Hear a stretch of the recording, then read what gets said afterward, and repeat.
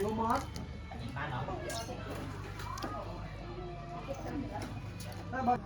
Vô mới.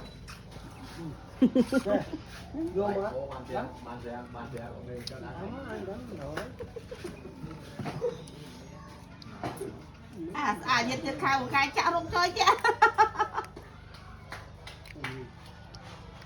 một cái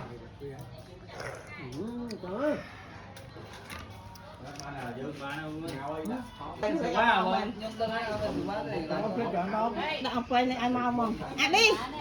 Nước bốc. Hai cho xuống mới. Hai cho xuống mới. Giờ mình chung hơn. Hai cho xuống. Hà thôi mọt là chân anh thôi mày. Mọt là chân anh thôi mày. Mày sẽ rồi bỏ đó. Bọc thòng chết á. đi được bôi à thì ai chứ Bọc thòng chết chân anh nhá. cú khơi thọt hốt Ra bàn nói luôn. nhiều pôn à bụng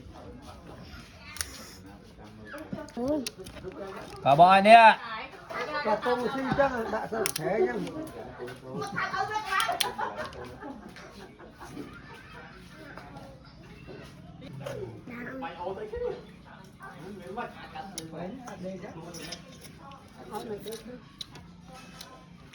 được bạc lá này cười không mà lên bài nhung như nó ăn chật như thế có cái thập sĩ on lôi ha học đọc lôi học liền cái đấy này bài lôi được bẻ một lần nữa bẻ một ý thôi mà rối quá lô cố đó quay tích cho mai nhà anh muối son cái